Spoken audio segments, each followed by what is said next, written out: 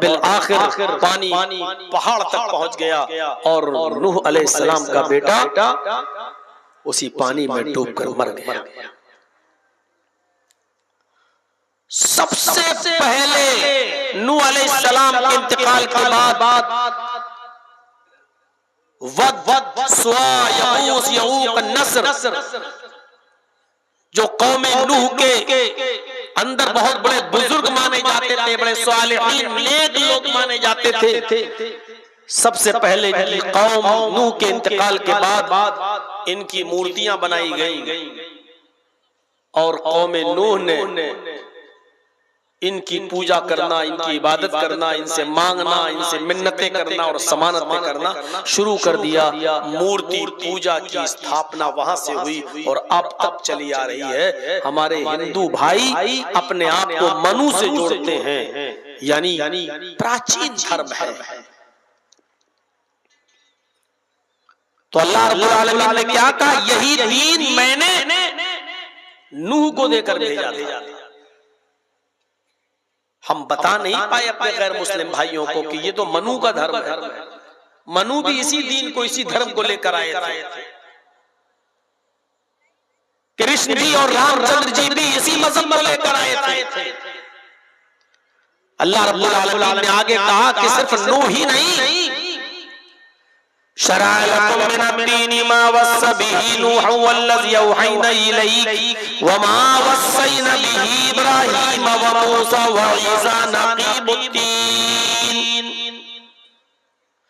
हमने ये दीन देकर नूह अलैहिस्सलातु वस्सलाम को भी भेजा था और नूह के बाद जितने भी पैगंबर इस दुनिया में आए, हमने इब्राहीम को भी यही दीन देकर भेजा था, मूसा को भी यही दीन देकर भेजा था, ईसा को भी यही दीन देकर भेजा। आदम से लेकर मोहम्मद रसूलुल्लाह तक ये बात हम नहीं समझा पाए अपने भाइयों को, और इसीलिए आज खमियाजा भुगतना पड़ रहा है। वरना ईश्वरीय धर्म एक ही है और वो इस्लाम है। अलग बात है कोई अगर कहता है कि हम सनातनी हैं, कहो अपने आप को सनातनी, लेकिन मूल शिक्षाओं को तो देखो, मूल तालीमात जो उनको तो देखो। जो शिक्षाएं, जो तालीमात आपके सनातन धर्म में है वो इस्लाम से मिल रही। कलमा सबका एक, हर जमाने में यही कलमा पढ़ा जाता रहा। नूह अलैहिस्सलाम इस दुनिया में आए तो कलमा पढ़ा जाता था, ला इलाहा इल्लल्लाह नूह रसूलुल्लाह। मूसा अलैहिस्सलाम इस दुनिया में आए तो कलमा पढ़ा जाता था, ला इलाहा इल्लल्लाह मूसा रसूलुल्लाह। ईसा अलैहिस्सलाम इस दुनिया में आए तो कलमा पढ़ा जाता था, ला इलाहा इल्लल्लाह ईसा रसूलुल्लाह। और जब मोहम्मद रसूलुल्लाह इस दुनिया में आए तो कलमा पढ़ा जाता है, ला इलाहा इल्लल्लाह मोहम्मद रसूलुल्लाह। ये ला इलाहा इल्लल्लाह कभी नहीं बदला गया, कभी नहीं। ये इतना स्पष्ट कलमा है, मंत्र है कि बड़े से बड़ा हिंदू पंडित भी जब मरता है तो मरने से पहले अपने बेटे को ये कलमा पढ़ने की वसीयत करता है और अनकही के जुमले सिखलाता है और कहता है कि बेटे जैसे मैं मरते वक्त ये मंत्र पढ़ रहा हूं, तुम भी मरने से पहले ये मंत्र पढ़ लेना। और अनकही के ये जुमले आज तक अथर्ववेद में मौजूद है। वो ये जुमले सिखला कर जाता है कि तुम भी मरने से पहले ये कलमे, ये जुमले, ये मंत्र पढ़ लेना। ला इलाहा हरण पापन इल्लल्लाह परमपिदम। मेरे बेटे मरने से पहले ला इलाहा इल्लल्लाह पढ़ लेना, तेरे सारे पाप हरण हो जाएंगे, तेरे सारे पाप मिट जाएंगे। यकीनन जो शख्स कुफ्र और शिर्क की दलदल में फंसा हुआ हो और इस्लाम लाना चाहे तो ये कलमा पढ़कर इस्लाम लाएगा, तो उसके सारे के सारे गुनाह मिट जाएंगे। यही बात तो मोहम्मद रसूलुल्लाह ने भी कही है, इन्नल इस्लाम यहदिमु मा काना क़ब्ला, इस्लाम ले आओ, इस्लाम लाने से पहले जितने भी तुमने गुनाह किए वो सारे के सारे गुनाह मिट जाएंगे, वो सारे के सारे गुनाह तुम्हारे खत्म हो जाएंगे। इस्लाम लाओ सिद्क दिल से और सच्चे दिल से, यही तो वो कलमा है जो हिंदू भाई भी सिखाते हैं। एकम ब्रह्मा द्वितीय नास्ते नास्ते किंचन, हर तकरीर में तौहीद जब भी लोग बयान करेंगे और हिंदू धर्म पर जब बोलेंगे तो उस पर ये मंत्र हर आदमी पढ़ेगा जो भी हो। जैसे ला इलाहा इल्लल्लाह इस्लाम की मेन बुनियाद है, उसी तरीके से हिंदू धर्म के अंदर ये ब्रह्म सूत्र मेन मूल मंत्र है, एकम ब्रह्मा द्वितीय नास्ते नास्ते किंचन। इस ब्रह्मांड का रचयिता और रचनाकार, इस दुनिया का बनाने वाला एक ही है, इस वर्ल्ड का मास्टर एक ही है, क्रिएटर ऑफ यूनिवर्स एक ही है, इस कायनात की तख्लीक करने वाला, इस कायनात का पैदा करने वाला, इस ब्रह्मांड का ब्रह्मा और इस ब्रह्मांड का रचयिता और रचनाकार एक है, मास्टर ऑफ वर्ल्ड एक है, क्रिएटर ऑफ यूनिवर्स एक है, द्वितीय नास्ते दूसरा नहीं है, नेह बिल्कुल नहीं है, ना नहीं है, किंचन जरा सा भी नहीं है। आए लोगों ध्यान से सुनो कि इस वर्ल्ड का, इस दुनिया का, इस ब्रह्मांड का रचयिता और रचनाकार एक ही है, दूसरा नहीं है, बिल्कुल नहीं है, कतई नहीं है, हरगिज नहीं है, जरा सा भी नहीं है। इतने शानदार जोरदार अल्फाजों में हिंदू धर्म के अंदर ये मंत्र मौजूद है, हमने बताया नहीं लोगों को। आए 33 करोड़ देवी देवताओं की पूजा करने वालों, तुम्हारा धर्म तो ये कह रहा है, तुम्हारा मूल मंत्र तो ये कह रहा है कि इस ब्रह्मांड का रचयिता और रचनाकार एक है, हमने बताया नहीं, ये हमारी गलती है, हम मुसलमानों की गलती है कि हमने ये बताया नहीं, और तुम गलती से ये समझ बैठे हो कि हम मोहम्मद रसूलुल्लाह के दीन को फॉलो कर रहे हैं। अरे मोहम्मद रसूलुल्लाह को तुम आखिरी नबी मानते हैं, वरना ये दीन तो आदम से लेकर मोहम्मद रसूलुल्लाह तक जितने भी नबी आए सबका यही दीन था, यही दीन नूह का था, यही दीन मनु का था, यही दीन इब्राहिम का था, यही दीन मूसा का था, यही दीन ईसा का था, यही दीन रामचंद्र जी लेकर आए, और यही धर्म की शिक्षा हमें कृष्ण जी ने भी दी है, कृष्ण जी ने भी दी है। हम नाकाम रहे तुम्हें समझाने में।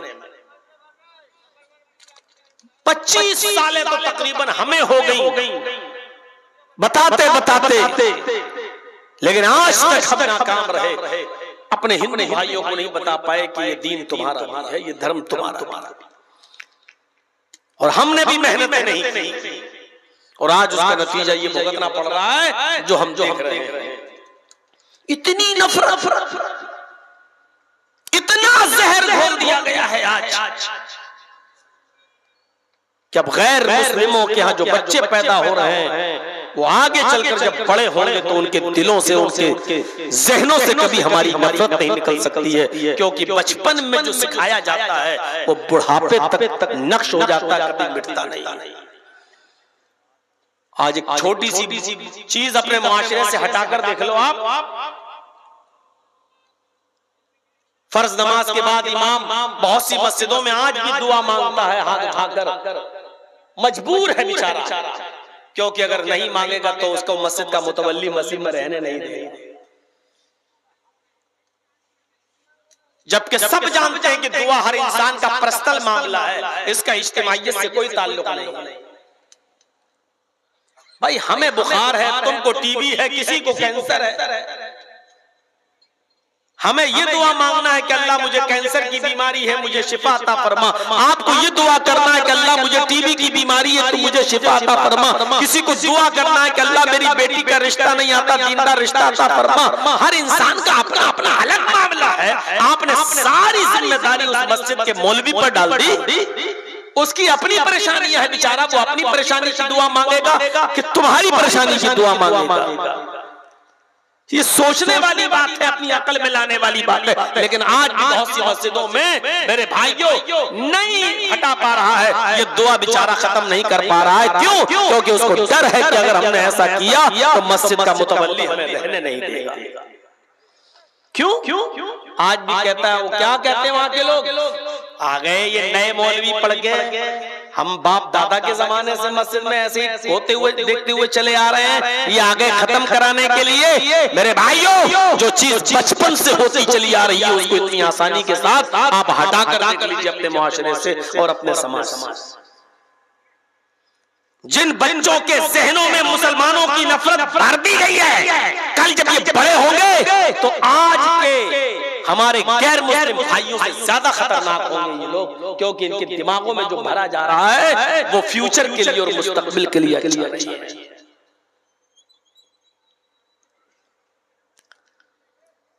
बताने की जरूरत है कि इस्लाम क्या है, बताने की जरूरत है कि इस्लाम तुम्हारा भी मजहब है, ये इस्लाम तुम्हारा भी धर्म है। कौन सी ऐसी चीज है जो मुसलमान करता है और तुम्हारे यहां नहीं की जाती? क्या ये कलमा हम पढ़ते हैं ला इलाहा इल्लल्लाह, क्या आप क्या नहीं पढ़ा जाता है? आपके यहाँ पर भी पढ़ा जाता है ये कलमा। कोई ला इलाहा हरणे पापन इल्लल्लाह परम पदम कहता है, तो कोई एकम ब्रह्मादित्य नास्ते निनास्ते किंचन कहता है। इसके बाद दूसरा जुज जो इस कलमे का है, व अशहदु अन्ना मुहम्मदन अब्दुहु व रसूलुहु, या व अशहदु अन्ना मुहम्मदन रसूलुल्लाह, या ला इलाहा इल्लल्लाह मुहम्मदुर रसूलुल्लाह, मुहम्मद अल्लाह के रसूल है। तो क्या जिस रसूल को हम अपना पैगंबर मानते हैं, क्या वो तुम्हारी किताबों में उसका नाम नहीं आया? क्या उसका जिक्र मौजूद नहीं है? लड़ाई की वजह क्या है ये समझ नहीं पा रहे हैं। मोहम्मद नाम हम लेते हैं तो ये तुम्हारी किताबों में, मोहम्मद तुम्हारी किताबों में, अहमद तुम्हारी किताबों में, नराशंस तुम्हारी किताबों में, कल्कि अवतार तुम्हारी किताबों में। फिर नफरत किस बात की? मोहम्मद नाम कहां आया? श्रीमद् भागवत महान पुराण में आया, स्कंद 12 अध्याय 2 मंत्र नंबर 18। बिल्कुल ऐसे ही मोहम्मद आया। अज्ञान हेतु किरत मोह मनाधिकारम नाशम विधायम तदोदयते विवेका। तुम्हारे पंडितों ने तर्जुमा किया है, डॉक्टर एम.एस. श्रीवास्तव, हमारे नहीं है, आपके पंडित संस्कृत में पीएचडी किए हैं, डॉक्टर हैं, बड़े हैं, और तर्जुमा कर रहे हैं कि मोहम्मद आएंगे तो अंधेरा नाश कर देंगे। मोहम्मदाधिकारम नाशम, मोहम्मद के आने के बाद अंधेरा मिट जाएगा, अंधेरे का नाश हो जाएगा, अंधेरा खत्म हो जाएगा। आप हमें नफरत कर रहे हैं हमसे। ये मोहम्मद नाम आया है आपके वेदों में, मोहम्मद भी आया है। तस्मिन्नंतरे मलेच्छ आचार और समन्विता महामत इति खयाता, महामत इति खयाता शिष्य शाखा समन्विता। महामत इति खयाता, महामत की विश्व ख्याति होगी, पूरे विश्व में मशहूर होंगे। इति खयात, महामत उनका नाम होगा, पूरे विश्व में विख्यात होंगे, इनको पूरी विश्व पूरी दुनिया जानेगी। ये लीजिए, मोहम्मद आपकी किताबों में आया, मोहम्मद भी बता दिया, मोहम्मद भी बता दिया, अहमद भी तुम्हारी किताबों में आया। वेदाहमिद पुरुष महानिमादित्य वरुण तपस प्रस्तात। अहमद शख्स दुनिया में आएगा, इंसान होगा। अहमित मेधामिर्तस्य जग्रब, सबसे पहले अपना वतन अपना शहर छोड़ेगा और दूसरे शहर में जाएगा, यानी मक्का से मदीने की तरफ जाने का इशारा है। जब वहां के बाशिंदे उसको रहने पर मजबूर कर देंगे, जब उसको मक्का यानी शहर छोड़ने पर मजबूर कर देंगे तो सबसे पहले वो अपने शहर को छोड़ने की कुर्बानी देगा। अहमद ने सबसे पहले अपना वतन अपना घर छोड़ने की कुर्बानी दी और ईश्वर से कहा अहम सूर्य प्रभु ईश्वर अल्लाह मुझे सूर्य के समान बना दे, मुझे सूरज की तरह बना दे। जैसे सूरज सारी दुनिया को रोशनी देता है उसी तरीके से मेरा इल्म मेरी ज्योति मेरी रोशनी सारी दुनिया को रोशनी देने लगे, यानी मुझे सारी दुनिया का रसूल और सारी दुनिया का पैगंबर बना दे। ये अहमद नाम आपकी किताबों में आया। नराशंस आपकी किताबों में आया। नर के माना आदमी इंसान और आशंस मानी जिसकी बहुत तारीफ की गई हो, जिसकी बहुत प्रशंसा की गई हो, यानी मोहम्मद जिसकी बहुत तारीफ की गई हो, ये नराशंस का शब्द आपकी किताबों में आया। इदम जनाब शुरू नराशंस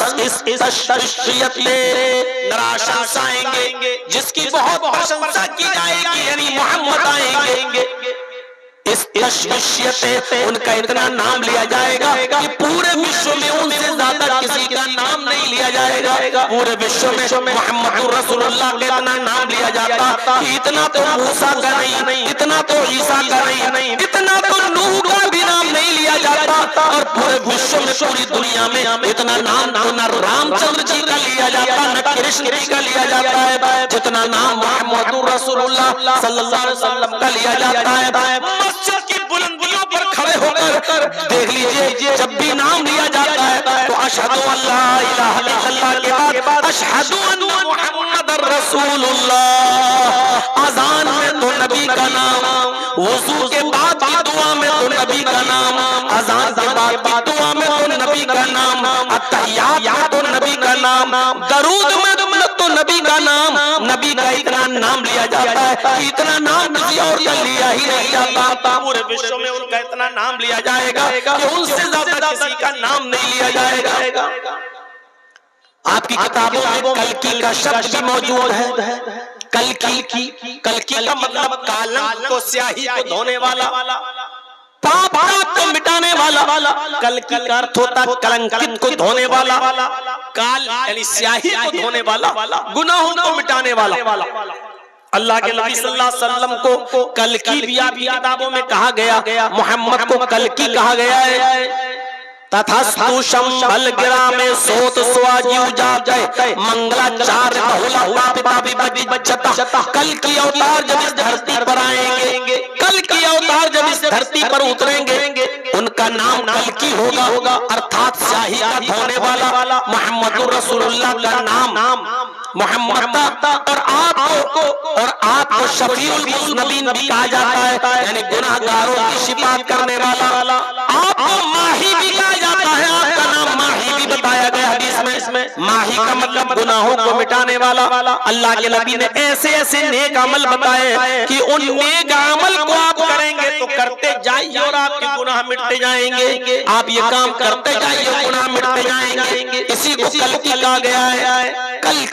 कल्कि दुनिया में आएगा, यानी गुनाहों को मिटाने वाला इस दुनिया में आएगा। अल्लाह के नबी फरमाते हैं कि तुम वुजू बनाते हो, जब हाथ धुलते हो तो हाथ से गुनाह धुल जाते हैं। जब तुम कुल्ला करते हो तो जबान से जो गुनाह तुमने किए वो धुल जाते हैं। जब तुम चेहरा धुलते हो तो चेहरे से, आंख से जो तुमने गुनाह किए वो तुम्हारे मिट जाते हैं। हाथ से धुलते हो तो हाथ से गुनाह मिट जाते हैं। जब तुम पैर धुलते हो तो पैरों से गुनाह मिट जाते हैं। मेरे भाइयों, आपने गुनाह मिटाने के ज़ाब्ते और उसूल बताए कि ये काम करोगे तो तुम ये गुनाह मिटेंगे। नमाज भी गुनाहों को मिटाने का एक जरिया है।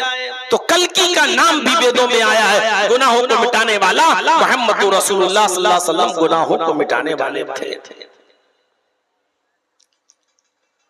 क्यों झगड़ा किया जा रहा है आज? जरूरत है इस तरीके के प्रोग्राम कराने की कि जिसमें ये बताया जाए कि धर्म कभी किसी को लड़ना और झगड़ना नहीं सिखाता है। जिस मजहब को तुम हमें मोहम्मद रसूलुल्लाह का मजहब से जोड़कर और ताना मारते हो, कहते हो कि नया दीन, हम नए दीन को नहीं मानते हैं। ये बहुत पुराना दीन है। जब जब जब बिगड़ गया और लोगों ने उसमें बिगाड़ पैदा कर दिया, तो मोहम्मदुर रसूलुल्लाह सल्लल्लाहु अलैहि वसल्लम को उसकी असली शक्ल समझाने के लिए और बताने के लिए भेजा गया है कि आप वही दीन लोगों को दीजिए जो ओरिजिनल दीन था नूह का, जो ओरिजिनल दीन था इब्राहिम का, जो ओरिजिनल दीन दिया था मूसा ने, और जो ओरिजिनल दीन दिया था ईसा ने। क्या मूसा अलैहिस्सलाम ने यही दीन दिया था? मूसा अलैहिस्सलाम ने यही तो कहा था, गॉड इज ओनली वन, अल्लाह सिर्फ एक है। ईसा अलैहिस्सलाम ने भी तो यही कहा था, there is no God but God is only one without second. कोई खुदा नहीं है, सिर्फ खुदा एक है, दूसरे को शरीक नहीं किया जा सकता है। यही मोहम्मद रसूलुल्लाह सल्लल्लाहु अलैहि वसल्लम ने फरमाया, ला इलाहा इल्लल्लाह वहदहू ला शरीक लह, अल्लाह के अलावा कोई माबूद नहीं, वो अल्लाह अकेला माबूद है, वहदहू अकेला है, तन्हा है, ला शरीक लह, उसका कोई शरीक नहीं, उसका कोई साझी नहीं। यही कलमा मोहम्मद रसूलुल्लाह ने दिया था। ये तो हो गया ला इलाहा इल्लल्लाह मोहम्मद रसूलुल्लाह। ये दोनों से अगर नफरत है, जो ये दोनों चीजें तुम्हारी किताबों में मौजूद, अब नफरत हम सड़कों पर नमाज नहीं पढ़ने देंगे। तुम रामनवमी का जुलूस खूब सड़कों पर निकालो, तुम्हारे कांवड़िए खूब निकलेंगे, तुम सड़कों पर खूब होली खेलोगे, लेकिन हमारी 15 और 20 मिनट की नमाज आप सड़कों पर नहीं होने। नमाज से इतनी नफरत क्यों है? 15-20 मिनट में आपका क्या बिगड़ जाएगा? पहली बात तो हम इसके कायल नहीं है, नमाज सड़कों पर हो ये हम इसको नहीं मानते, होना नहीं चाहिए। ठीक है, मस्जिद में एक जमात हो गई, लोग रह गए, बाद में दूसरी जमात कर ले, ठीक है, मसला इसका नहीं है। मसला ये है कि सिर्फ एक धर्म पर रोक क्यों? मसला इस बात का है, हमारे सिखों को देख लो, दिल्ली के अंदर हर संडे के दिन कितना बड़ा लंगर लगाते हैं, रिक्शे वाला भी खाता है, कोई भी आए, और पूरा चांदनी चौक को जाम कर उसको रोक लगा दी जाती है और रास्ते बदल दिए जाते हैं, और वो सड़क पर सबको भंडारा खिलाते हैं। और आप लोग भी हर मंगल को जो भंडारा सड़क पे खिलाते हो, कितना ट्रैफिक जाम होता है। मैं कहना ये चाहता हूं कि सिर्फ एक मजहब के साथ ये सलूक क्यों? अगर नमाज से नफरत है तो नमाज तो तुम्हारे मजहब के अंदर भी मौजूद, क्यों नफरत है नमाज से? क्या कृष्ण जी नमाज नहीं पढ़ा करते थे? और नहीं पढ़ते थे तो फिर श्रीमद् भागवत गीता के 10वें अध्याय का 6ठे अध्याय का ये 10वां मंत्र क्या कहता है? 6ठे अध्याय का 10वां मंत्र, योगियोचित सततमात्मानं रहस्यस्थिता एकाकी चित्तात्मा निराशीर परिग्रह। पूरी नमाज है। जब तुम नमाज पढ़ने के लिए खड़े हो जाओ तो पूरे शरीर का योग करो, योगियोचित सततमात्मानं, सिर्फ खड़े न रहो, इबादत इस तरीके से करो कि पूरे शरीर की एक्सरसाइज हो जाए, पूरे शरीर की का योग ये है। अल्लाहु अकबर, खड़े हैं, अल्लाहु अकबर, रुकू में गए, कमर इतनी सीधी कर लीजिए बिल्कुल कि पानी का भरा हुआ प्याला या बर्तन आपकी पीठ पर रखा जाए तो गिरे नहीं। तो आज हमारी नमाजों का तो अल्लाह ही रहम करे, रुकू भी सही से हो नहीं पाता कि उड़ के फौरन सजदे में घुस जाते, जबकि रुकू ऐसा हो कि पीठ बिल्कुल ऐसी हो जाए कि अगर पानी का भरा हुआ बर्तन रखा जाए तो गिरे नहीं।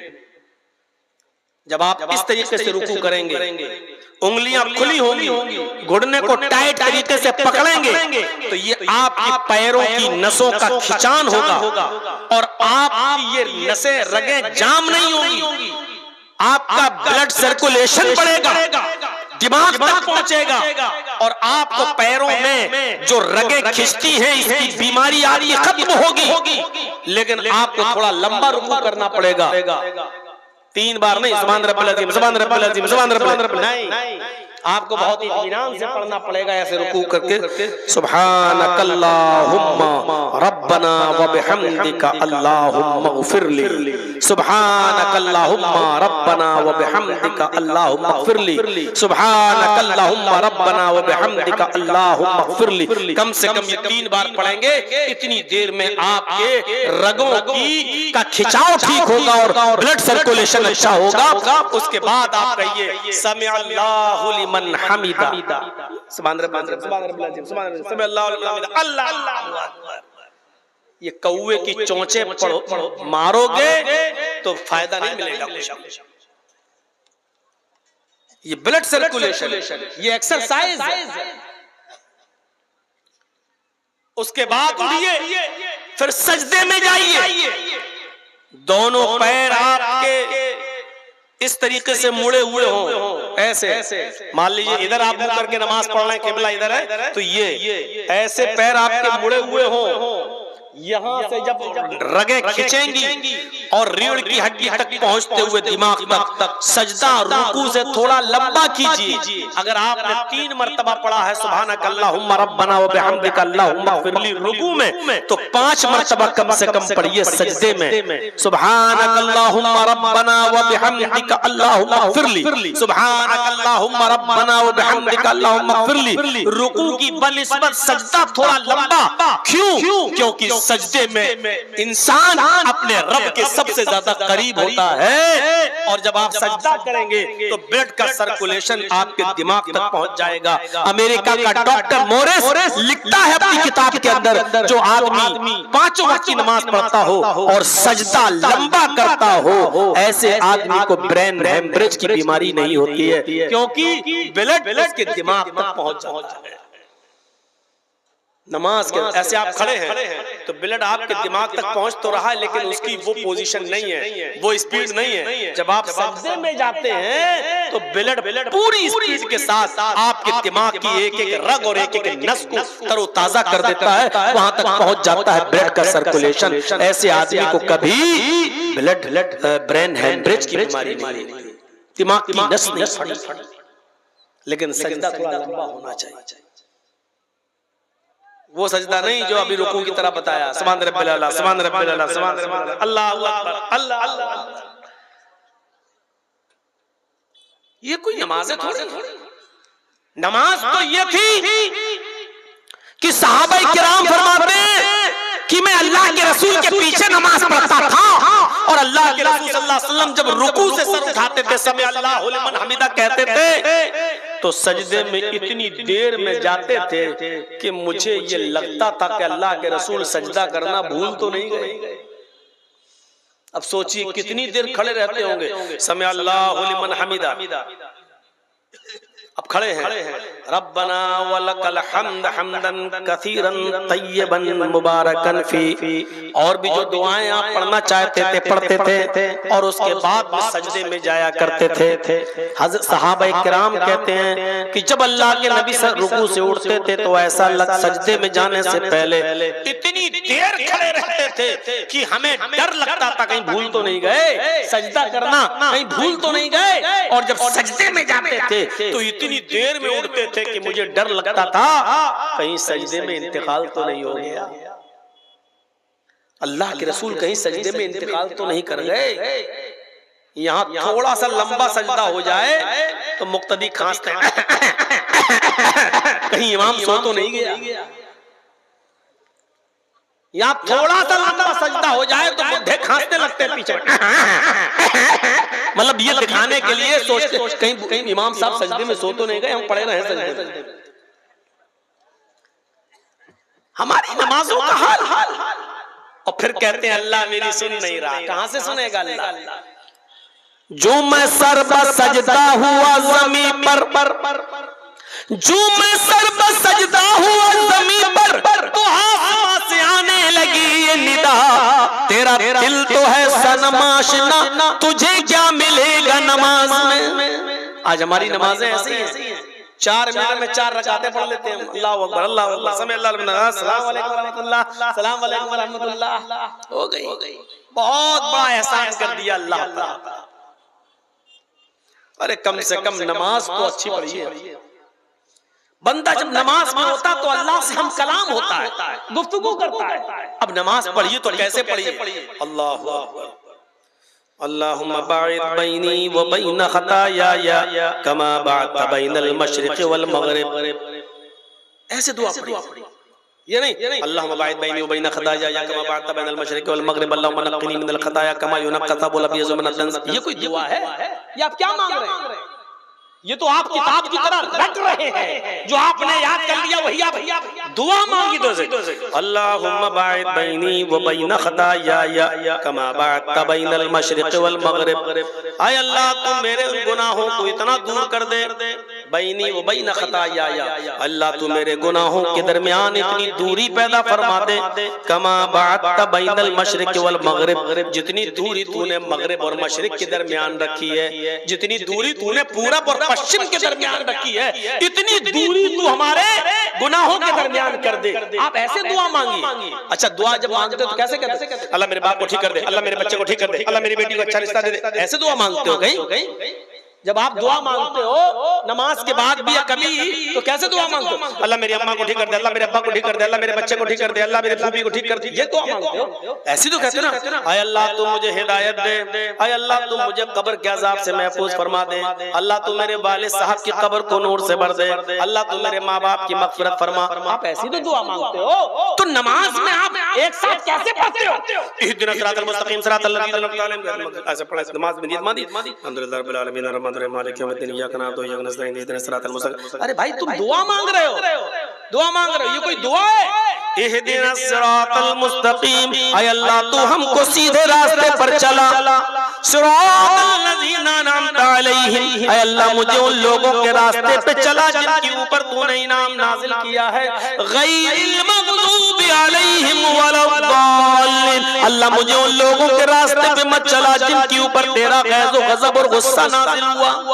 ऐसे दुआ मांगी जाती है। अकेले भी पढ़ रहे हो तो ऐसे ही पढ़िए, इहदिना सिरातल मुस्तक़ीम सिरातल लज़ीना अनअमता अलैहिम गैरिल मग़दूबि अलैहिम वलद्दाल्लीन।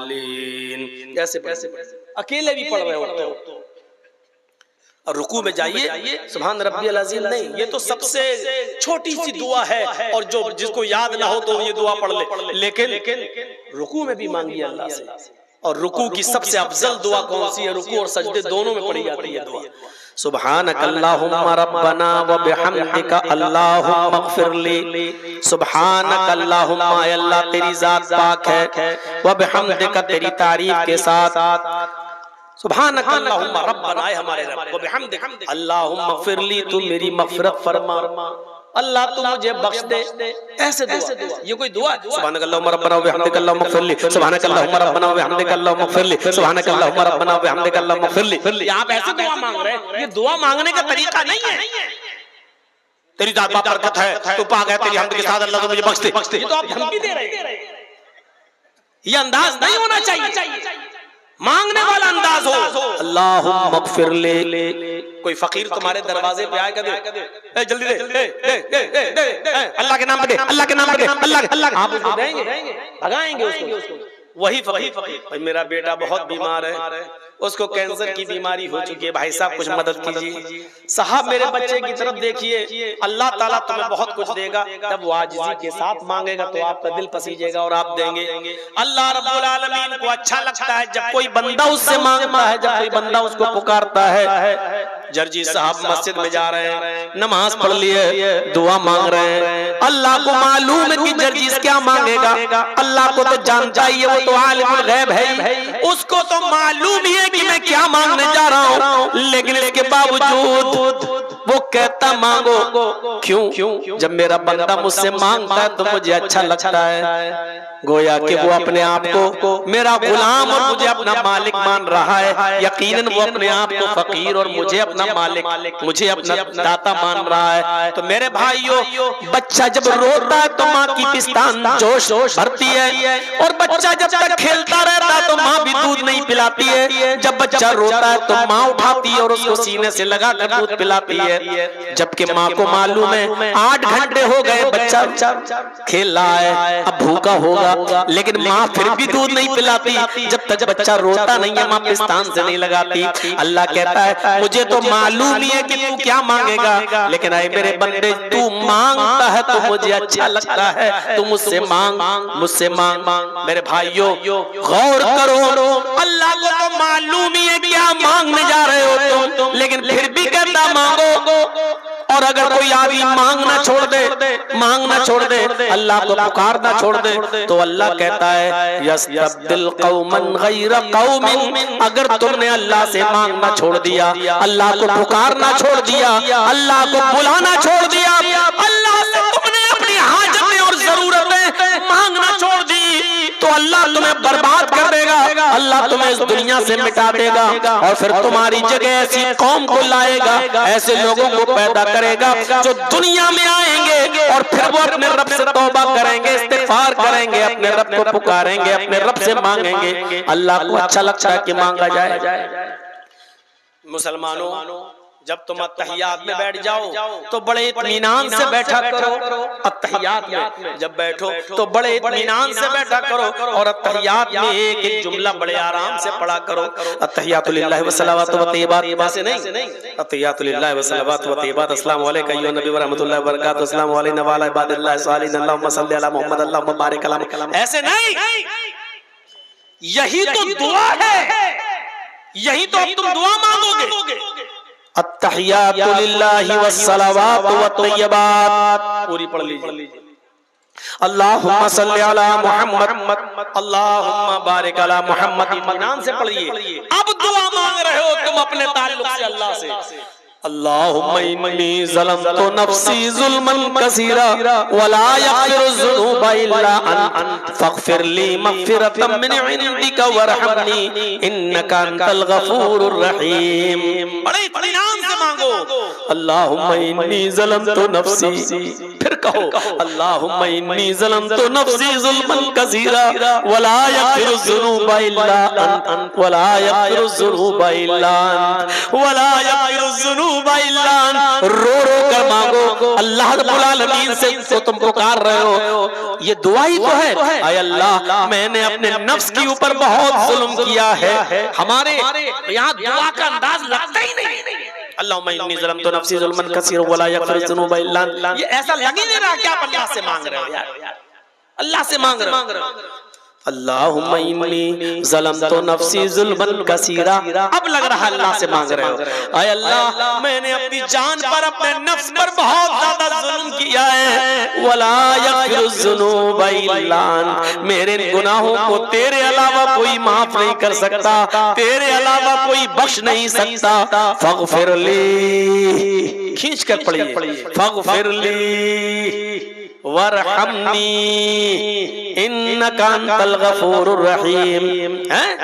ऐसे दुआ मांगिए, आय अल्लाह मुझे बख्श दे, आय अल्लाह मेरे ऊपर रहम फरमा, वला यग़फिरुज़्ज़ुनूबा इल्ला अंत फ़ग़फ़िर ली मग़फ़िरतम मिन इंदिक। आय अल्लाह मुझे अपने पास से बख्श दे, अपने रहमो करम से बख्श दे।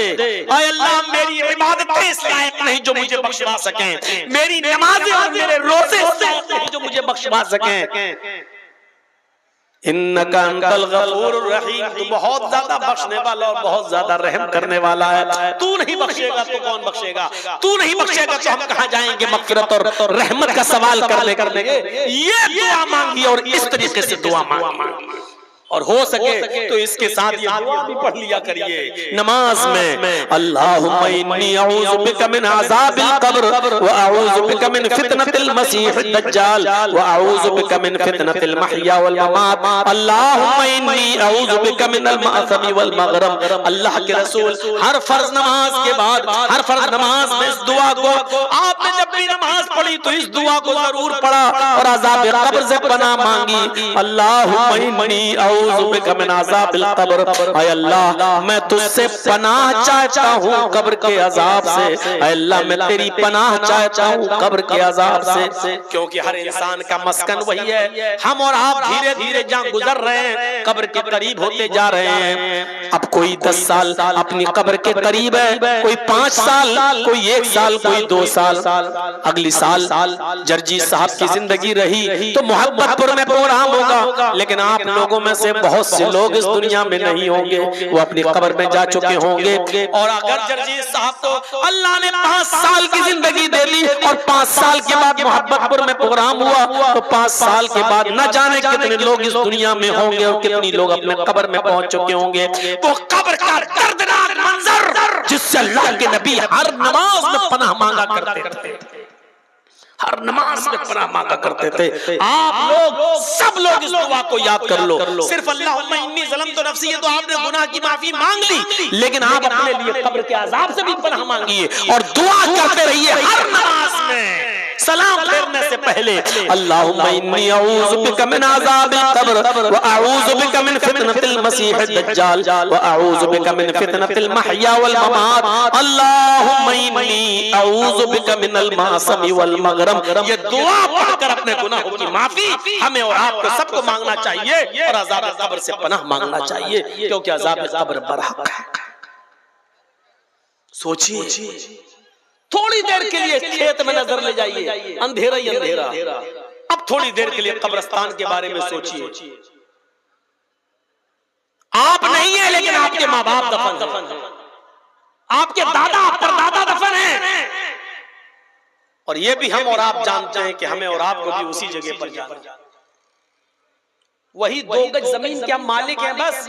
जिस घर में हम और आप रहते हैं इसके मालिक नहीं है। हमारे मरने के बाद ही हमारी औलाद ले लेगी, फिर लड़ेगी झगड़ेगी, लेकिन वो 2 गज जमीन हमसे कोई नहीं ले सकता। वही उसी के हम मालिक हैं। मरने के बाद भी आप उसी जगह पे जाएंगे। सोचिए, जिसके आप मालिक हैं उससे हम बेखबर, जिसके हम मालिक हैं उससे हम दूर हैं।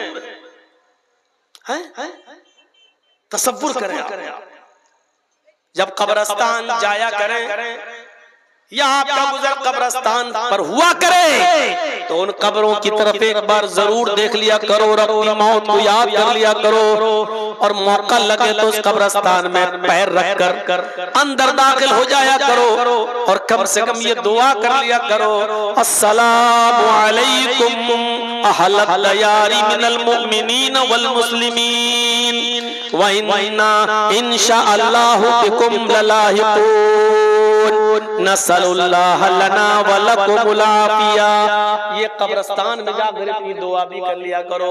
तुम्हारा इतना दुआ करने से कब्रिस्तान के मुर्दों पर, कब्रिस्तान के मदफून लोगों पर अल्लाह की सलामती और रहमतें नाजिल होती हैं, क्योंकि इस वक्त कब्र के अंदर जो लोग हैं वो तुम्हारी और हमारी दुआओं के बड़े मोहताज हैं, बड़े मोहताज हैं।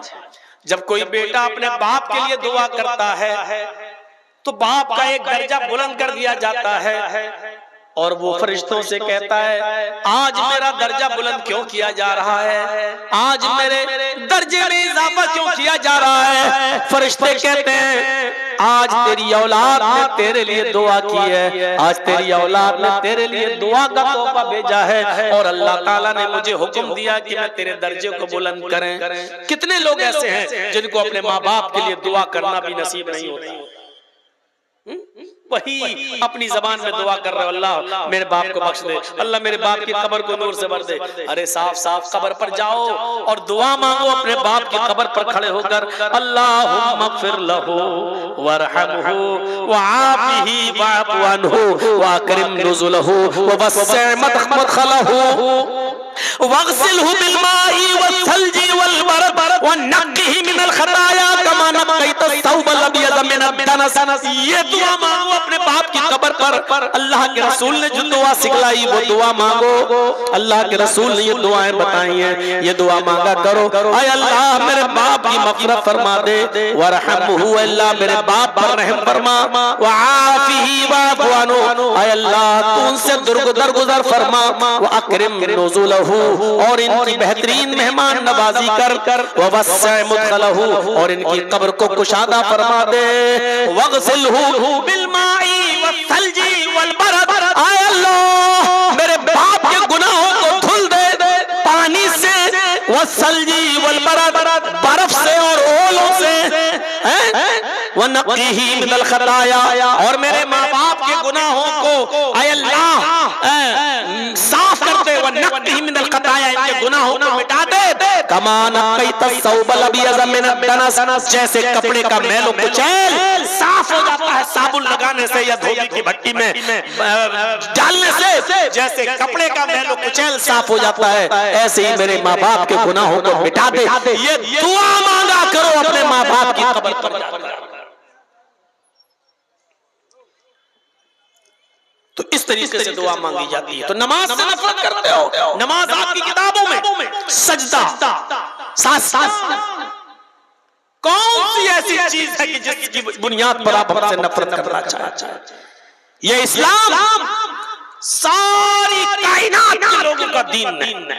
अल्लाह का शुक्र अदा करो कि ये दीन हमें मिला है। और मुसलमानों, साफ तौर पे कह दूं, बुरा मत मानिएगा, आज मौलाना जर्जीस जैसे लोगों को आपके पास आना पड़ता है समझाने के लिए। 20-25 सालें हो गई, आज तक हम आप मौलाना लोग आपको समझा रहे हैं, जबकि आप दूसरों के लिए पैदा हुए थे। हम आपको समझाएंगे, मुसलमानों आप तो खुद गैर मुस्लिमों के लिए पैदा किए गए हो। कुंतुम खैरा उम्मतिन उखरिजत लिन्नास तामुरूना बिल मारूफ व तनहौना अनिल मुनकर। अल्लाह के नबी सल्लल्लाहु अलैहि वसल्लम ने फरमाया, मोमिनो तुम एक बेहतरीन जमात हो। कुंतुम खैरा उम्मतिन उखरिजत लिन्नास, मुसलमानों तुम एक बेहतरीन जमात हो इसलिए कि तुम्हें दूसरे लोगों के लिए पैदा किया गया है, तुम्हें दूसरों के लिए बनाया गया है, तुम्हें दूसरों के लिए भेजा गया है। हम दूसरों के लिए आए, हम हिंदू भाइयों के लिए, यहूदियों के लिए, ईसाइयों के लिए, मजूसियों के लिए आए हैं। उम्मते मुस्लिमा का एक फर्द दूसरों के लिए पैदा हुआ है। जो कौम दूसरों के लिए पैदा हुई थी, आज वही मोहताज हो गई है। आज उसी को समझाना पड़ रहा है, आज उसी के पीछे पड़ना पड़ रहा है, आज उसी को नमाज और रोजे की तरफ बुलाना पड़ रहा है। इससे ज्यादा मेरे भाइयों आज हमारे रोने के दिन और क्या हो सकते हैं, और अफसोस के दिन और क्या हो सकते हैं। इस्लाम जिसकी खूबियों को देखकर लोग इस्लाम की तरफ दौड़ते थे, आज दूर हो रहे हैं। हमारे हालात देखकर आज दूर हो रहे हैं, हमारी कंडीशन देखकर आज हमसे लोग दूर भाग रहे हैं। कल तक जब बजती हुई बैंड और बाजे के साथ बारात आया करती थी और हमारी मस्जिदों में नमाज हुआ करती थी, तो गैर मुस्लिम भाई दूर से अपनी बारात के बाजे गाजे बंद कर दिया करते थे और कहते थे कि मुसलमान लोग मस्जिद में नमाज पढ़ रहे हैं, अगर हम बैंड बाजे के साथ बजती हुई बारात ले जाएंगे तो इन मुसलमानों को तकलीफ होगी। कल तक वो बैंड और बाजे बंद कर दिया करते थे और मस्जिद से गुजर जाया करते थे और काफी दूर जाने के बाद वो बैंड बाजे बजाया करते थे। लेकिन आज तुम्हारी मस्जिदों का हाल ये हो चुका है कि तुम्हारी नमाजें हो रही होती हैं और मस्जिद के बाहर हल्ला होता है, कोई फर्क नहीं। क्यों? क्योंकि आजान के वक्त हमारे मोबाइल बंद नहीं होते हैं। आजान के वक्त हमारी और हमारी बीवियां और बेटियां अपने घरों में टीवी चलाती हुई आज ड्रामे और नाटक देख रही हैं। जब हमने अल्लाह की आवाज की कोई कदर नहीं की तो अल्लाह रब्बुल आलमीन ने हमें भी आज गैर मुस्लिमों की नजर में गिरा दिया है, उनके दिलों से हमारा रोब और दबदबा निकाल दिया है और आज हम नौयत पर पहुंच चुके हैं। अल्लाह रब्बुल आलमीन ने हमारा रोब और दबदबा उनके अंदर से निकाल दिया है। क्यों नहीं निकालेगा? दुनिया की मोहब्बत हमारे दिलों में इस तरीके से रच गई और बस गई। इतने बुरे हालात, इतनी बुरी कंडीशन, लेकिन हमें आज भी अपनी पड़ी हुई है। आपको मालूम है कि आप किस दरवाजे पर बैठे हैं? हमें और आपको इसका इल्म नहीं है। इस वक्त हम कहां खड़े हैं आपको पता नहीं है। क्या प्लानिंग और क्या मंसूबे हो रहे हैं आप इससे वाकिफ नहीं है। मेरे भाइयों, बहुत कुछ है दिल के अंदर कि उगल दूं और बोल दूं, लेकिन आप लोग जब चैनल वालों को बंद नहीं करा सके इसलिए मैं बोलना मुनासिब नहीं समझता। क्योंकि इन लोगों ने जितना मिसयूज किया है मौलवियों की तकरीरों का। देख लीजिए मौलाना अब्दुल गफ्फार साहब के बारे में अब इंडिया टीवी चलाना शुरू कर दिया, जो कल तक मेरे बारे में चलाता था। सिर्फ इन्हीं लोगों की बदमाशी की वजह से। लेकिन हर जलसे में बार बार मना किया गया, लेकिन फिर भी आप नहीं रोक रहे हैं। इसलिए मौलवी भी अब अपने दिल की बात कह नहीं पाता है, क्योंकि वो भी किसी माँ का बेटा है, वो भी किसी बाप की औलाद है, नहीं चाहता कि उसके ऊपर कोई उल्टे सीधे केस करे। आप कहां खड़े हैं आपको मालूम है? क्या क्या मंसूबे हो रहे हैं? आप तो बैठे हुए हैं। जब दुनिया की मोहब्बत हमारे दिलों में रच गई और बस गई, क्या कहा था अल्लाह के रसूल सल्लल्लाहु अलैहि वसल्लम ने? और गौर करो, हमारे ज़वाल की और पस्ती का सबब 1400 साल पहले अल्लाह के रसूल ने बताया था कि ये दो चीजें तुम्हें हलाक कर देंगी और दुनिया की दूसरी कौमें तुम्हारे ऊपर पिल पड़ेंगी। आज देख लीजिए हमारे भाई हमारे ऊपर पिल पड़े, क्यों पिल पड़े हैं? क्यों आज हम जलील और रुस्वा हो रहे हैं? अल्लाह के रसूल ने कहा था, यूशिकुल उममु अन तदा अलैकुम कमा तदाल अकलतु अला क़िसतिहा। एक ऐसा जमाना तुम्हारे ऊपर आ जाएगा कि दुनिया की सारी कौमें तुम्हारे ऊपर ऐसे पिल पड़ेंगी जैसे भूखे लोग दस्तरखान के ऊपर पिल पड़ते हैं। जैसे भूखे लोग दस्तरखान पर टूट पड़ते हैं, ऐसी दुनिया की सारी कौमें तुम्हारे ऊपर टूट पड़ेंगी। आज हर जगह मुसलमानों के हालात कैसे हैं? सिर्फ हिंदुस्तान के अंदर ही नहीं, पाकिस्तान में देख लो, ईरान में देख लो, इराक में देख लो, सीरिया में देख लो, दमिश्क में देख लो, लीबिया में देख लो, लबनान में देख लो, उर्दुन जजायर में देख लो, और सबसे ज्यादा फिलिस्तीन में देख लो। कैसे तुम्हारी बहनों ने और हमारी बेटियों ने ईद के दिन नया कपड़ा, ईद के दूसरे दिन फिर दूसरा कपड़ा, तीसरे दिन तीसरा कपड़ा, चौथे दिन चौथा कपड़ा, कैसे पहनना गवारा कर लिया अपने जिस्म की। और कैसे तुमने अपनी बहन और अपनी बेटियों और अपनी बीवियों को ईद के दिन का कपड़ा अलग, ईद के दूसरे दिन का अलग और तीसरे दिन का अलग, कैसे पहनाना गवारा कर लिया। क्या तुम्हें मिस्र की उस लड़की की चीखें नहीं सुनाई दे रही हैं? क्या तुम्हें फिलिस्तीन की उस बेटी की चीखें नहीं सुनाई दे रही हैं, जिसकी उम्र मात्र 17-18 साल, जिसका घर बुलडोज कर दिया गया है, बमों से उड़ा दिया गया है, जो जंगल में किसी सहरा में खेमे में सो रही है और अपने जिस्म के ऊपर नकाब ओढ़े हुए है, अबाया पहने, नकाब पहने हुए, और किसी मीडिया वाले ने उससे पूछा कि ऐसी हालत में भी तुम जब सोने के लिए जा रही हो तो नकाब ओढ़कर, तो उस अल्लाह की बंदी ने चीख कर कहा, हाँ हम बमों के सायों में, पता नहीं कब कोई बम मेरे ऊपर गिर जाए, मैं चाहती हूं कि जब कोई बम मेरे ऊपर गिरे और मेरी रूह निकले, उस वक्त मैं बेपर्दा न रहूं, उस वक्त मेरे जिस्म पर पूरा का पूरा पर्दा हो।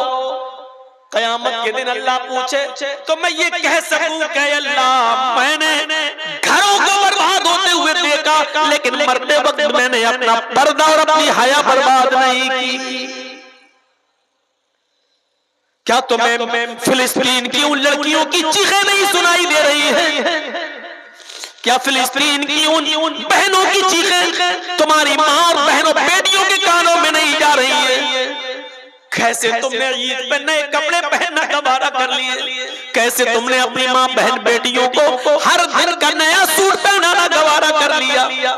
और जाकर देखो लखनऊ की हालत, और जाकर देखो हमारे शहरों की हालत, ईद के दिन का कपड़ा अलग, ईद की बासी का अलग, ईद के तीसरे दिन का अलग, नानी के यहाँ जाएंगे तो अलग कपड़ा पहन के जाएंगे, खाला के यहाँ जाएंगे तो अलग सूट पहन कर जाएंगे। मेरे भाइयों, हमारी माँ बहन बेटियों को कौन बताएगा फिलिस्तीन की बहनों का दर्द? देखिए सऊदी अरब में रमजान में एक आदमी उम्रे के लिए जाता है और सवाल करता है इमाम हरम से कि इमाम साहब हमारे फिलिस्तीन के हालात ऐसे, किस रमजान के महीने में भी गोलियां चल रही हैं, बरस रही हैं और हमारे पास खाना पानी कुछ नहीं है, लेकिन इसके बावजूद हम रोजा रखते हैं। इमाम हरम ने कहा अल्लाह तुम्हारे रोजों को कबूल फरमाए। उसने कहा मसला ये पूछना है कि हमारे पास खाने को कुछ नहीं होता है। अल्लाह के रसूल ने फरमाया तसहरू फइन्ना फिस्सुहूरी बरका, सहरी किया करो, सहरी करने में बरकत है। हमारे पास तो पानी भी नहीं कि मैं पी सकूं, अगर नियत से सहरी कर लो तो हमारा रोजा हो जाएगा या नहीं। फिर उस आदमी ने सवाल किया इमाम मोहतरम रोजा रख लिया नियत से, शाम को इफ्तार करने के लिए हमारे पास एक खजूर भी नहीं, एक घूंट पानी भी नहीं, खाना तो दूर की बात, एक घूंट पानी भी नहीं। अगर नियत से हम रोजा खोल लें कि मैंने रोजा खोल लिया, इतना दिल में नियत कर ले तो मेरा रोजा इफ्तार हो जाएगा या नहीं। इतना सुन्नत था कि इमाम हरम ढीके मार मार के रोने लगे, चीख चीख कर रोने लगे और उस फिलिस्तीनी नौजवान को अपने सीने से लगाया। कैसे तुमने 100-200 लोगों को अपने दस्तरखानों पर इफ्तार करा के रंगीन किस्म के खाने रखकर उनकी फोटो लेकर व्हाट्सएप में डालकर नुमाइश करना कैसे गवारा कर लिया? क्या तुम्हें फिलिस्तीन के नौजवानों का दर्द तुम्हारे सीनों में पैदा नहीं हुआ? कैसे ये गवारा कर लिया तुमने? ऐसे लोग। और रोजा तो इन्हीं गरीबों और मिस्कीनों का दर्द पैदा करने के लिए आया था कि भूखे रहोगे तो गरीबों का दर्द समझोगे, भूखे रहोगे तो मिस्कीनों का दर्द समझोगे। हम भूखे रहते हैं लेकिन गरीबों का दर्द हम नहीं समझ पाए, मिस्कीनों का दर्द हम नहीं समझ पाए। कैसे गरीब और मिस्कीन भीख मांगता है मस्जिद के दरवाजे पर? रमजान के महीने में भी हमने ज़कात क्यों नहीं दी? हमने ऐसा उनको इस लायक क्यों नहीं बनाया कि रमजान के महीने में वो दरवाजे भीख न मांगे, हम खुद उनके दरवाजों तक पहुंचाएं और इतना पहुंचाएं कि ईद के दिन तक वो अपने घर पे खाते और पीते रहे और एक दिन भी बाहर न निकले। हमने ऐसा समाज क्यों नहीं बनाया? कौन जिम्मेदार है इसका? मेरे भाइयों माफ नहीं किए जाओ, ये आंसू बेकार नहीं जाएंगे फिलिस्तीन के लोगों के, एक एक कतरे का हिसाब होगा। इतनी बुज़दिल कौम वो लड़ रहे हैं और इन हालात में भी रोजा रख रहे हैं, इन हालात में भी उन्होंने रोजा रखा। तुम ईद के कपड़े ढूंढते हो, उनके पास अपने बच्चों को दफन करने के लिए कफन पहनाना भी नसीब नहीं हुआ। तुम्हारी बेटियों और बहनों और बीवियों को नए कपड़े चाहिए, वो दर्दनाक चेहरा नहीं आ रहा सामने कि एक बाप के पास अपने बेटे को कफनाने के लिए कपड़ा नहीं था। उसने अपनी लुंगी उतारी और घुटने तक यहाँ तक का चड्ढा आता है नेकर, वो यहाँ तक पहने हुए था। उसने अपनी लुंगी उठाई और खोली और उसी लुंगी में उसने अपने बेटे को लपेटा और एक गड्ढे के अंदर दफन कर दिया, आंखों में आंसू बहाते हुए। क्या रमजान का महीना इसीलिए आया था कि हम गरीबों की हमदर्दी अपने दिल में पैदा न कर सके? मैं जानता हूं कि फिलिस्तीन के लोगों के बारे में बोलना भी हमारे हुक्मरानों की नजर में जुर्म हो, लेकिन रहे जुर्म इतना तब हम थोड़ी रहेंगे, इतना कंप्रोमाइज थोड़ी किया जाएगा। तुम्हारे बंगाल में 2 आदमी मरते हैं तो उत्तर प्रदेश के चीफ मिनिस्टर के पेट में दर्द होता है, उत्तर प्रदेश के चीफ मिनिस्टर के पेट में दर्द होता है और हजारों लोगों की जो लिंचिंग कर दी गई, पेड़ पे बांध कर मारा गया, खंजर भोंके गए, डंडे बरसाए गए, हाथ पैर बांध कर उनको लिंच करके मार दिया गया। उसके बारे में एक आवाज नहीं। और ये धर्म का ठेकेदार? मेरे भाइयों, इनको धर्म के ठेकेदार कहोगे? इनको धर्म के पुजारी कहोगे? ये लाशों के सौदागर, इन्होंने धर्म का लिबादा ओढ़ा हुआ है, धर्म का चोला पहना हुआ है। मेरे भाइयों, अंदर से ये गुंडे हैं, गुंडे। वरना धर्म ये कब सिखाता है? धर्म ये कब सिखाता है? और धर्म तो ये सिखाता है, सीखो। मन कतला नफ्सन फकअन्नमा कतला नफ्सन बिगैरि नफ्सिन औ फसादिन फकअन्नमा कतला अन्नास जमीआ। धर्म तो ये सिखाता है कि जिसने किसी एक मनुष्य को कत्ल कर दिया, जिसने किसी एक इंसान को कत्ल कर दिया, एक इंसान कोई भी हो, हिंदू हो या मुसलमान, सिख हो या ईसाई, पारसी हो, मजूसी हो, बुद्धिस्ट हो, जैनी हो, कोई भी हो, अगर किसी ने एक मनुष्य को, एक इंसान को कत्ल कर दिया बगैर उसकी गलती के और बगैर किसी खता के, ऐसे ही उसे मार दिया उस बेचारे को, तो कुरान कहता है फकअन्नमा कतला अन्नास जमीआ, वो एक इंसान का कातिल नहीं है। फकअन्नमा कतला अन्नास जमीआ, वो सारी दुनिया की इंसानियत का कातिल है, वो सारी दुनिया के इंसान का कातिल है। एक इंसान के कत्ल को सारी दुनिया के इंसानों का कत्ल कहा है। ये एहतराम इंसानियत है इस्लाम के अंदर, ये इस्लाम सिखलाता है, इस्लाम में ये दर्स देता है।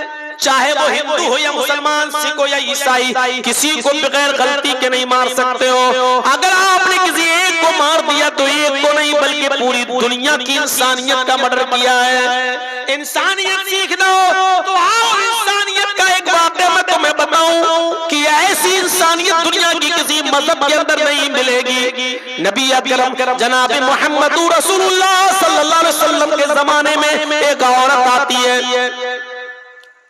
जंगलों में बकरियां चरा रही थी और वहीं पर किसी बकरियां चराने वाले चरवाहे के साथ उसका मुआशरा हो जाता है। आंखें लड़ती हैं और किसी पहाड़ी के किनारे जाकर जंगल ही में उस चरवाहे में बकरियां चराने वाले और बकरियां चराने वाली इस औरत दोनों में मुआशरा हो जाता है और पहाड़ी के किनारे जाकर इन दोनों से जिना हो जाता है।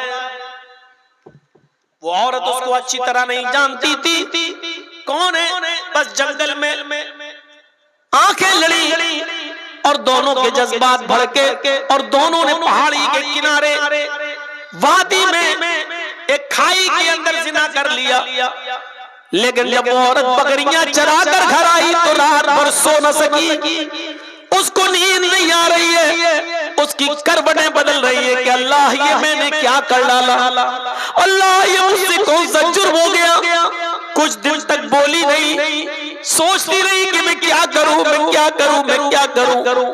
लेकिन जब उसका पीरियड बंद हो गया तो वो समझ गई कि मेरे पेट में जिना की पैदावार रह गई, यानी पहाड़ी के किनारे जो मुझसे जिना हुआ था उस चरवाहे का बच्चा मेरे पेट में रह गया।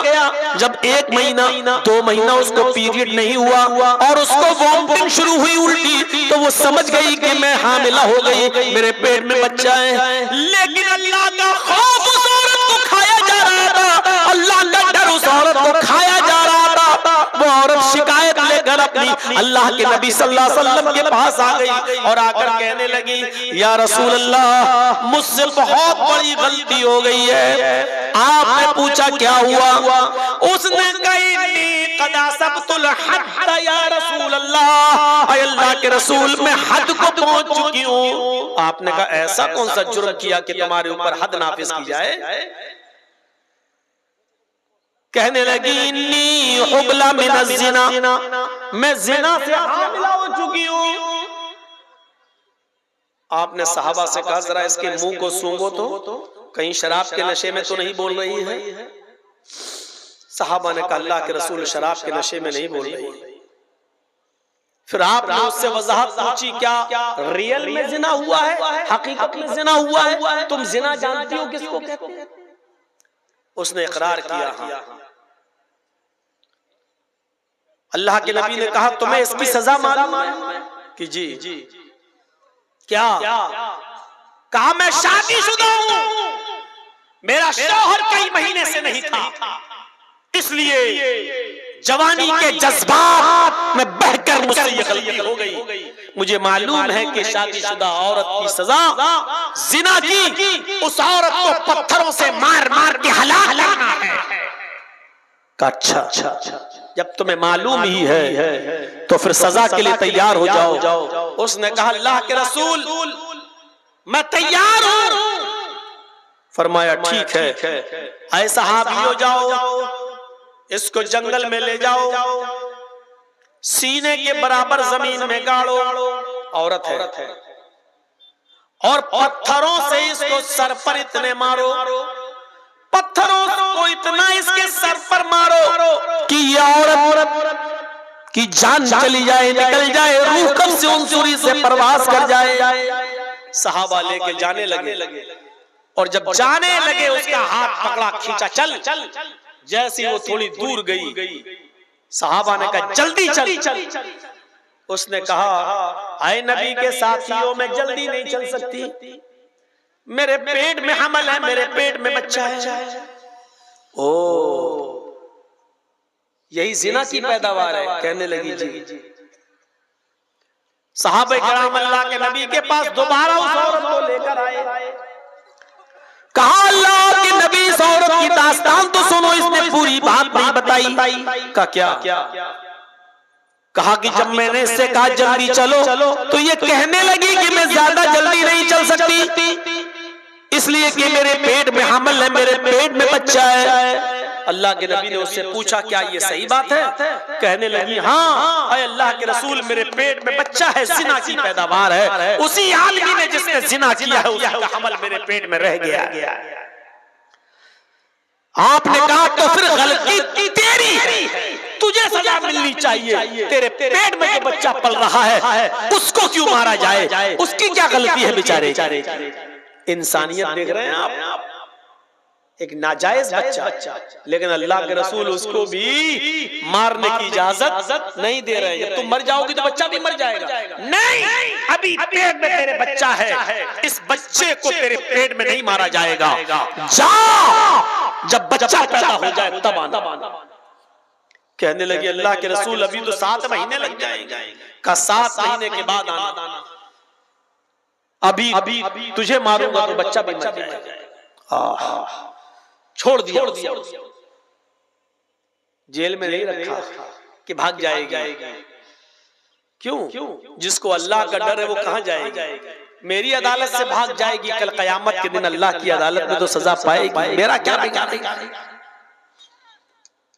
उसको भी कैसी तरबियत थी अल्लाह के रसूल की, वो औरत भी कहीं नहीं भागी, वही रही, अपने घर पे खाती रही, पीती रही, नमाज पढ़ती रही, तौबा करती रही, गिड़गिड़ाती रही। और 7 महीने और रहने के बाद जब 9 महीने पूरे हो गए और जब बच्चा पैदा हुआ तब वो बच्चे को लेकर जब चलने फिरने लगी तो आई और कहा अल्लाह के रसूल ये बच्चे।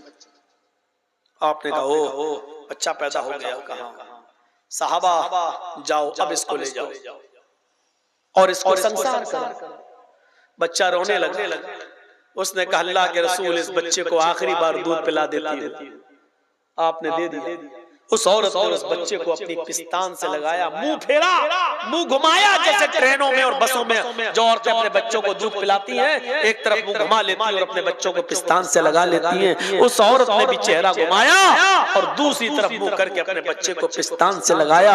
बच्चे ने दूध पिया, इतना पिया कि दूध उसके होठों पर, दूध उसके मुंह पर आ गया और हंसने लगा। अल्लाह के रसूल को उसने वो बच्चा दे दिया। नबी अकरम उस बच्चे को अपनी गोद में लेते हैं। नाजायज बच्चा, उस बच्चे का असली बाप का पता नहीं, लेकिन अल्लाह के रसूल ले रहे हैं गोद में। क्योंकि इस बच्चे का क्या कसूर, इसकी क्या गलती है? उस बच्चे को अपनी गोद में लिया, उसके होठों पर मां का लगा हुआ दूध देखा। ये औरत जा रही है सजा भुगतने के लिए। अल्लाह के रसूल आवाज दे रहे हैं, बीबी इधर आओ। उसने चेहरा घुमाया, या रसूल अल्लाह क्या हुआ? फरमाया इस बच्चे की ग़िज़ा भी तेरी पिस्तान में मौजूद। मोहम्मद किसी बच्चे का हक नहीं मार सकता। ये बच्चा भी तेरे दूध का मोहताज है। इस बच्चे को पकड़ दूध पिला, और जब तक ये बच्चा रोटी ना खाने लगे तब तक तुझे सजा नहीं। कहने लगी अल्लाह के रसूल अगर बीच में मर गई तो जहन्नम में जाऊंगी। कहा नहीं, तेरी नीयत तो अच्छी है, अल्लाह नियत के मुताबिक जज़ा और सजा देता है। जा, जब दूध रोटी खाने लगे और दूध छोड़ देता। बच्चे को उसने दूध पिलाया, और जब बच्चा रोटी खाने लगा, रोटी दांतों से तोड़ने लगा, तब वो लेकर आई, अल्लाह के रसूल देखिए बच्चा रोटी खा रहा है। जब आपने देखा कि बच्चा अब रोटी खाने लगा है, तब उस औरत के उस बच्चे को अपनी गोद में ले लिया और एक सहाबी के हवाले कर दिया, इस बच्चे की परवरिश तुम करो, इस बच्चे को तुम पालो। और उस औरत से कहने लगे कि अय औरत, अब मुहम्मदुर रसूलुल्लाह की अदालत में तुझे और ज्यादा मोहलत देने की कोई गुंजाइश नहीं है। जितनी गुंजाइश मैं दे सकता था उतनी दे दी, जितनी मोहलत मेरे हाथ में थी वो मैं दे चुका हूँ। अब शरीयत मुहम्मदी में तेरे लिए कोई मोहलत बाकी नहीं है। अरे मेरे सहाबियों, अब इस औरत को ले जाओ और इसको जाकर संसार कर दो, पत्थरों से मार मार के हलाक कर दो। उस औरत को जंगल में ले जाया गया, उस औरत को सीने के बराबर जमीन में गाड़ा गया और सारे सहाबा ने पत्थर उठा लिए। पहला पत्थर खालिद इब्न वलीद ने उस औरत के सर पे मारा, उसका सर पहले ही पत्थर में फट गया, उसके खून का फव्वारा निकला और खून की छींटें खालिद इब्न वलीद के कपड़ों पे आई। खालिद इब्न वलीद ने देखा कि उसके खून ने मेरे कपड़े खराब कर दिए, तो उसको गाली दे दी, कम बखत तेरा सत्यानाश जाए, मलून जानिया बदचलन, तेरे खून ने मेरे कपड़े नापाक कर दिए हैं, तेरे खून ने मेरे कपड़े गंदे कर दिए हैं। ये अल्फाज सहाबा ने सुन लिए और अल्लाह के रसूल को बताए। औरत तो इस दुनिया से चली गई, औरत तो इस दुनिया से रुखसत हो गई, पत्थर खा खा कर उसने तो अपनी जान दे दी। लेकिन अल्लाह के रसूल सल्लल्लाहु अलैहि वसल्लम को इतना बुरा लगा कि खालिद इब्न वलीद ने ये जुमले क्यों बोले। वो तो बेचारी मजबूर थी, वो तो हाथ उसके गड़े हुए थे, सीने तक जमीन में गाड़ दी गई, पत्थर खालिद ने मारा, उसका सर फटा और खून के छींटे निकले कपड़ों पे आए। तो उस औरत का क्या कसूर था बेचारी का, वो तो जमीन में गड़ी हुई थी, उसका क्या कसूर था। खालिद इब्न वलीद से बात करना बंद कर दिया। खालिद इब्न वलीद ने तीसरे दिन कहा फिदा का भी वो या रसूलल्लाह, अल्लाह के रसूल आप मुझसे बात नहीं करेंगे और मैं मर गया तो जहन्नम में जाऊंगा, मेरे माँ बाप आप पर कुर्बान, आप हमारी गलती तो बताइए, आप हमसे नाराज क्यों हैं। अल्लाह के नबी ने फरमाया खालिद तुमने उस औरत को जो गाली दी उससे मोहम्मद को बहुत तकलीफ हुई है।